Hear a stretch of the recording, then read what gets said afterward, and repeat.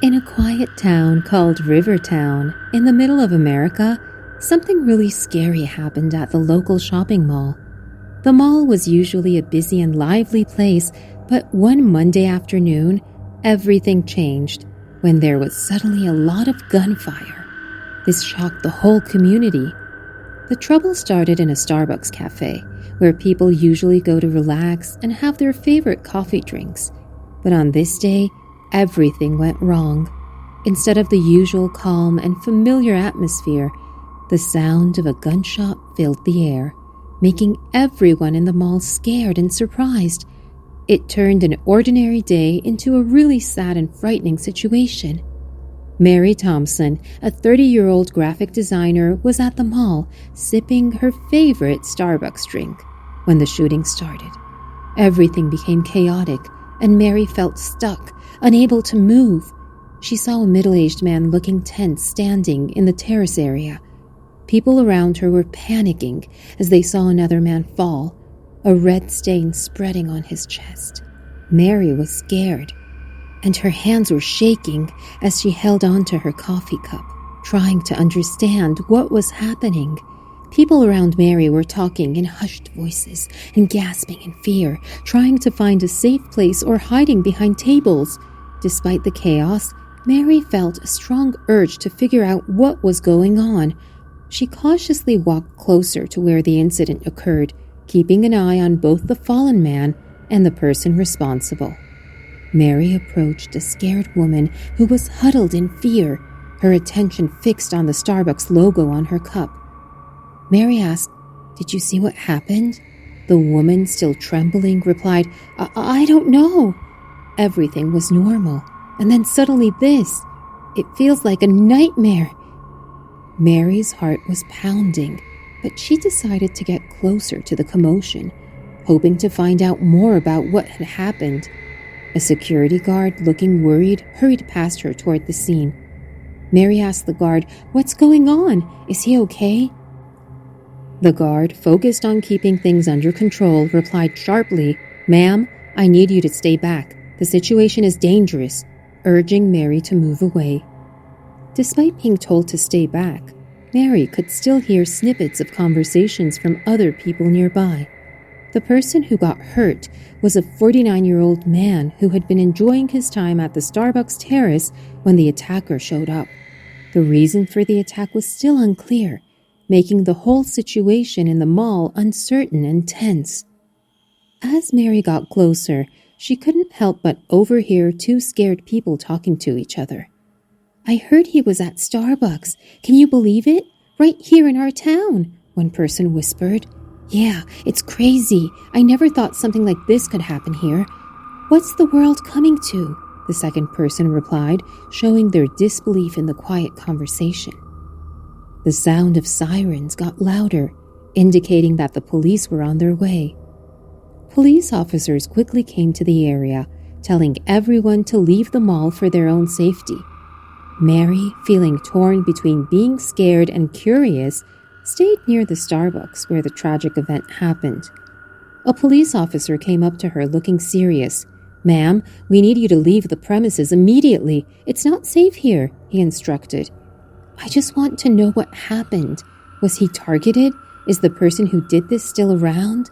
Mary asked, her concern for her community making her keep asking questions. "We're trying to figure it out. The victim was targeted, but we don't know why. The person who did it is on the run, and we're working to catch them," the officer explained before telling Mary again to leave. Outside the mall, a group of people had gathered, their faces showing a mix of shock and worry. News reporters were everywhere, asking for people who saw what happened. Mary found herself caught up in all the media attention, feeling more uneasy as she talked about what she saw inside Starbucks. "I never thought something like this would happen at our Starbucks, you know. It's supposed to be a safe place," Mary told a reporter, her voice shaky as she held onto her Starbucks cup tightly. Outside the mall, everyone was worried, and the people in the town exchanged nervous looks. A group of friends gathered together for support, talked about the incident that had shaken their once quiet town. I was just getting my usual Starbucks drink when I heard the gunshot. It feels unreal, one of them said, showing how hard it was to believe. As time passed, the town of Rivertown struggled with what happened. There were rumors and theories, and the community tried to find comfort in the fact that they were all shocked together. Starbucks, which used to be a comforting and routine place, now reminds everyone of the unexpected tragedy that happened there. Days turned into weeks, and the investigation into the shooting kept going. The person responsible was still not caught, making the town anxious. Starbucks, now decorated with makeshift memorials and messages of support, became a place where the community gathered to share their grief. Mary, haunted by the memory of that day, went back to Starbucks with a mix of fear and determination. As she drank her coffee, she overheard bits of conversations from other people there. "I can't believe it happened here, right at our Starbucks," one person quietly said, their voice showing vulnerability. "Yeah, it's like we're living in a different world now," another person replied, their eyes reflecting the shared trauma that hit the once peaceful town. Despite the adversity, the Starbucks employees worked hard to bring back a sense of normalcy. As Mary looked at the familiar faces behind the counter, she felt a bit of hope amid the ongoing uncertainty. The investigation into the shooting eventually led to the capture of the suspect. Motives were uncovered, and the town slowly began to heal. Starbucks, with its well-known logo and comforting smells, became a symbol of resilience for the community. After the tragedy, conversations changed from fear to determination. The Starbucks that had seen the unthinkable became a place where stories of survival and strength were shared. The ordinary coffee shop had turned into a sign of the unyielding spirit of a community determined to overcome tough times. As Mary sat at her usual table, looking out the Starbucks window, she couldn't help but think about the resilience of Rivertown. The town had faced a nightmare, but its people had come together, finding comfort and strength in the familiar setting of their beloved Starbucks.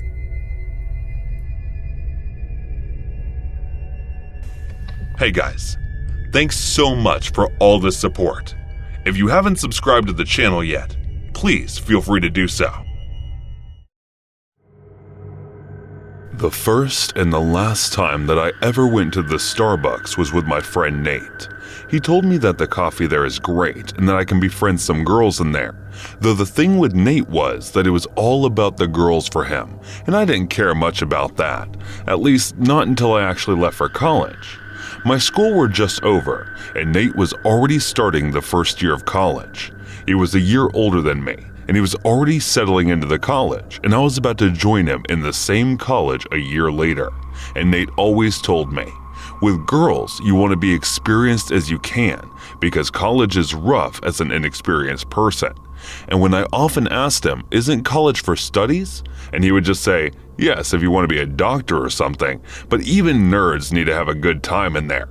And even though every time he opened his mouth he sounded like an idiot, inside he was actually a very caring and generous man, and a great friend on top of that. To top it all off, he was an ace student and have gotten into all Ivy League colleges but ignore them. He was a legend to us, and that is why I looked up to him. He was a great mentor regardless of that shallow image that he tried to show often. Our friendship was much more than I had with everyone who was in my class, so I hang out with Nate often. Nate was the kind of person you would think would be very communist on the edge, kind of the guy, but with all the things considered, he was very much into Starbucks, and it was the same Starbucks that he would go to every time. It was weird at first when I thought about it, and then I realized that it wasn't actually the coffee that he was interested in. As a matter of fact, it was the girl who made it. Nate was in love with this girl who worked at the Starbucks, and he often visited the place because of the girl. At first you wouldn't know that he was infatuated by her, but the frequent visits and the occasional blushing when she was around made it certain that Nate wasn't at the place for the sake of coffee. It was the first time that I saw Nate acting weird and underconfident. You wouldn't cross him as someone who would be this blushing and so quiet. It was out of ordinary for him to act in such a way. But it was Nate. He was obsessive in everything he did. And this felt like one of those occasions. Every single time we went to the Starbucks, he would line up and switch lines when she wasn't the one serving the coffee. Then one day when we were sitting, I said to Nate, "Come on, man, you have to ask her out. You're freaking Nate. You're the boss, man." And Nate looked at me as he wanted to get back the confidence that he was losing and decided that he will ask the girl out. And he did. Her name was Natalie. And they were Nate and Natalie and looked so good together, but they were meant to be together. They were pretty much in love, and now that Nate had Natalie, he would spend much less time. Nate even thanked me when they got together as if I did everything. Nate and Natalie were going perfectly, and now we would hang out more in the Starbucks and get more and more free coffees. They were all good and tight, when one day, something happened that forever changed everything. It was the usual Friday night, and we were all at the Starbucks. Nate was sitting around, and Natalie was waiting for the shift to get over, and then from the front gate, the guy came in. His name was Michael. Michael was one of those quiet kids that always had a thing for Natalie. He came inside, and straight away came over to our table and said to Nate, "You're not good enough for Natalie. You'll never be. And you try, I will make sure you die." And then Nate said, "All right, man," and then shrugged him off. But that must have pissed off Michael, because the next thing he did was took the gun out and then shot Nate in his chest. There was nothing but silence. Nate's blood spattered across my face, and I was in shock of everything. And Nate was lying lifeless, and I was in complete trauma of losing my friend. And then that was the day that I last entered the Starbucks. There's still flashbacks of the incident that keep me awake in the night.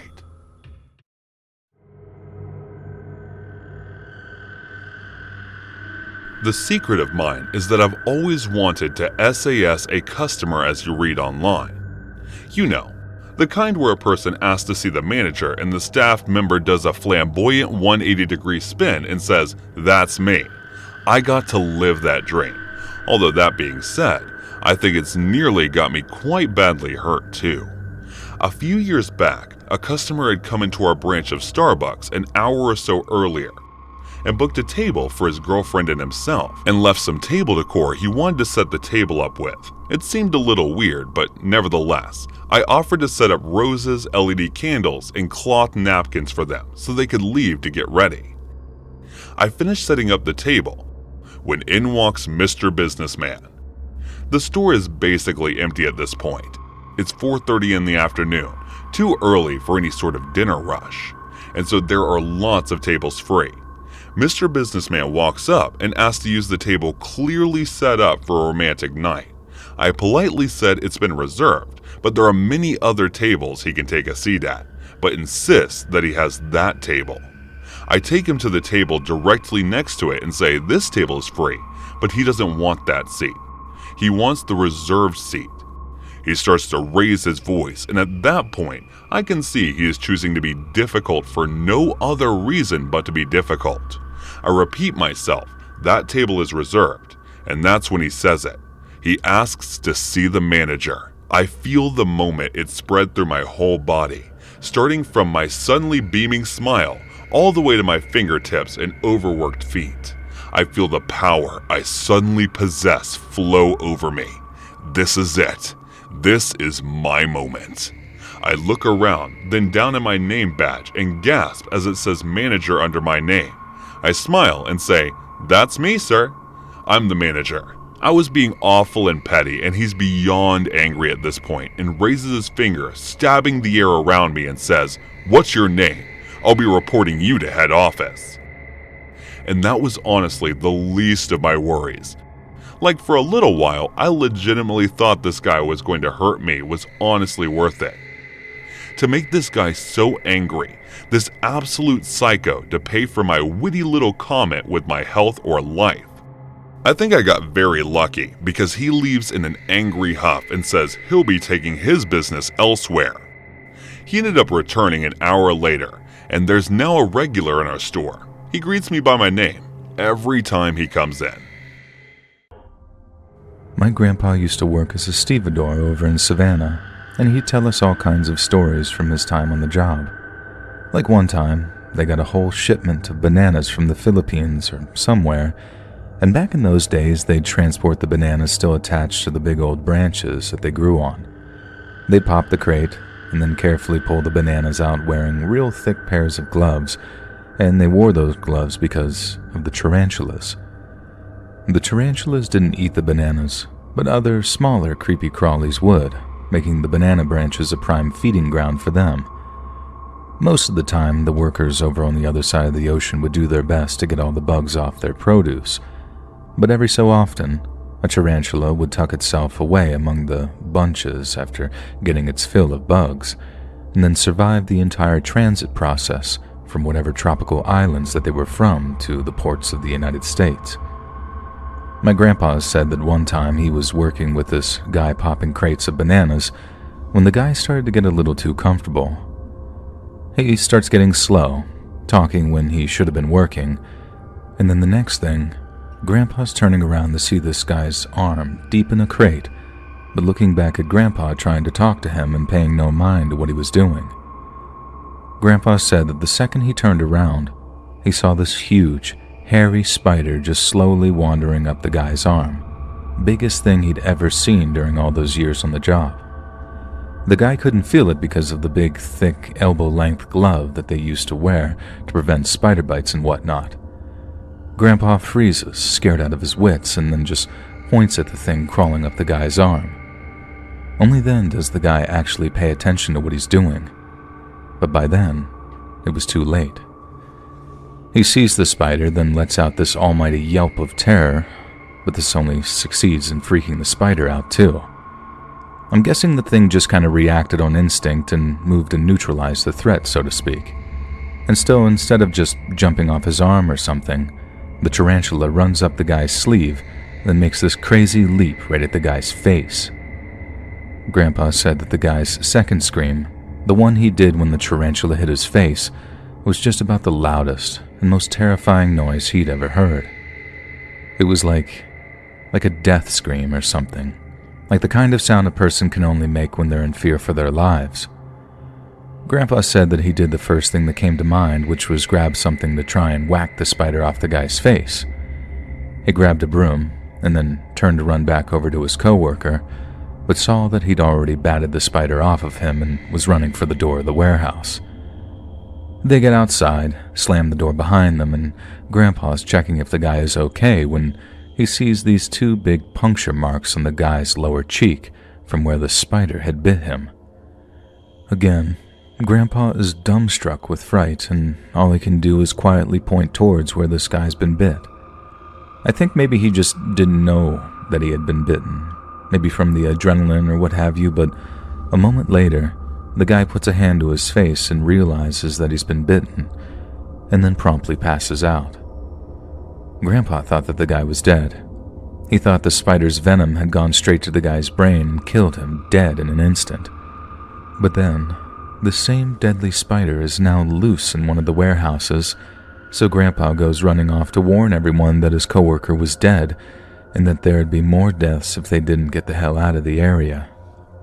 He starts screaming at everyone to run for their lives because some deadly spider just jumped out of a crate and killed the guy he was working with.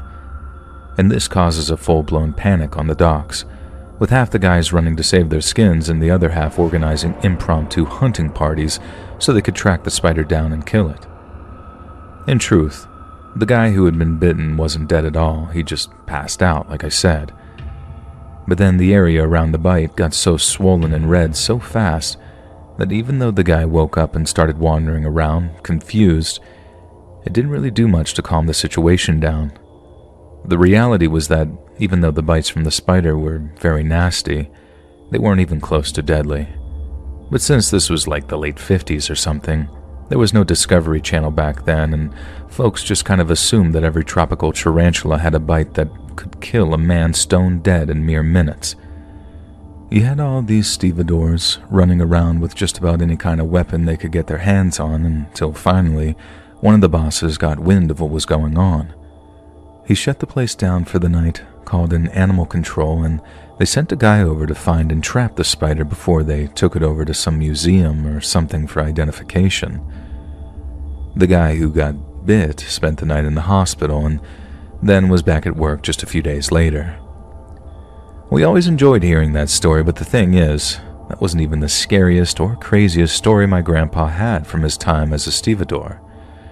He'd always break the spider story out for the younger crowd at family gatherings, and after miming all the spider stuff with his fingers of one hand, he'd almost always have all the little girls running off in disgust while all the little boys sat around him, completely enraptured by the tale of an encounter with a great hairy monster.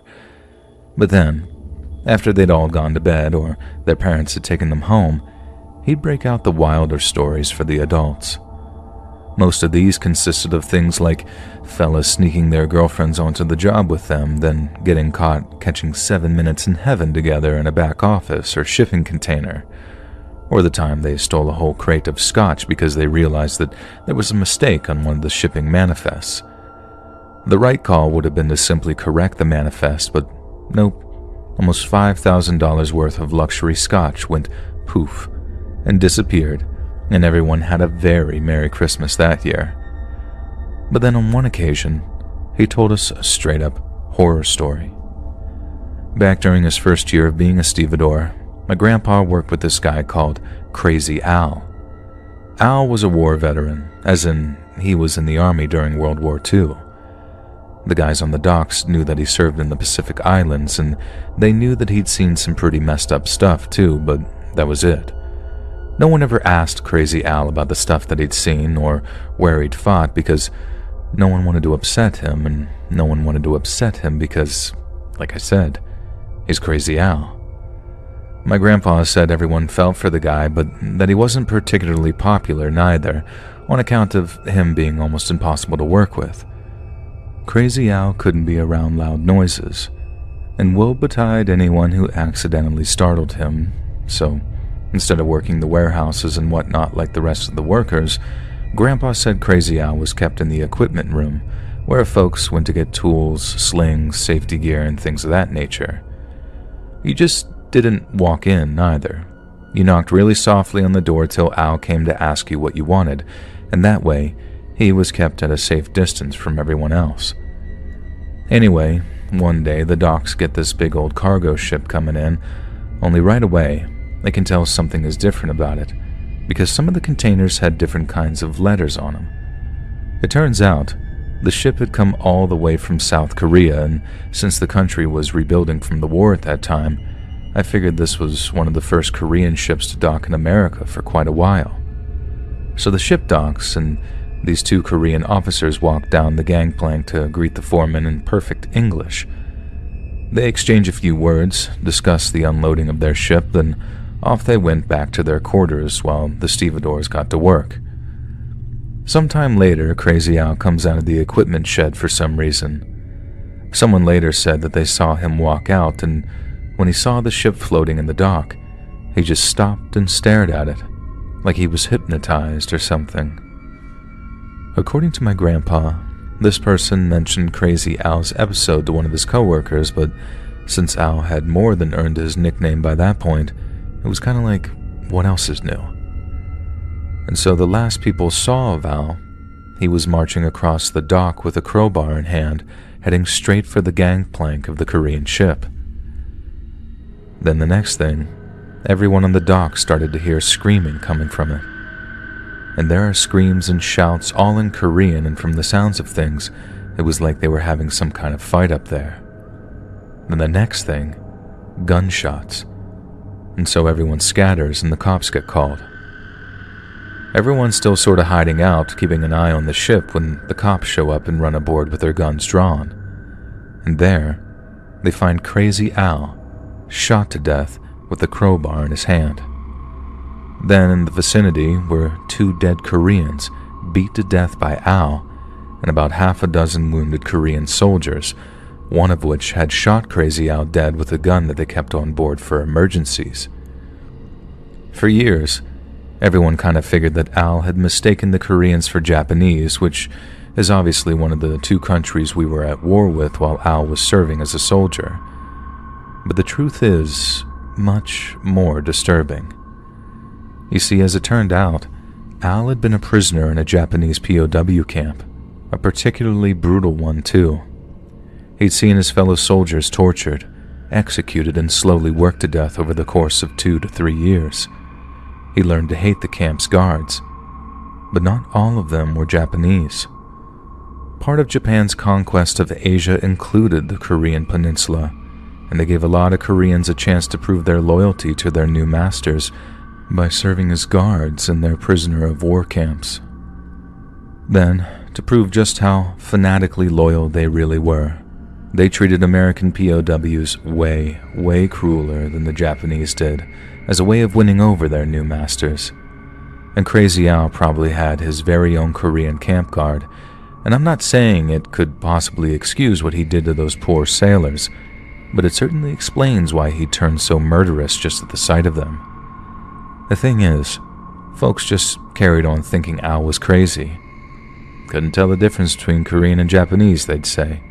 Stupid old Crazy Al, crazier than a poop house rat. But then, it seems to me and my grandpa that Al wasn't all that crazy after all. Sure, he was disturbed, but there's a chilling kind of clarity to him choosing to take vengeance like that. The way my grandpa tells it, he was just quiet. He didn't run across the docks, screaming and cursing, waving his crowbar around. He just walked, all cool and calm, to try and commit a massacre without saying a word. And that little detail never fails to creep me out.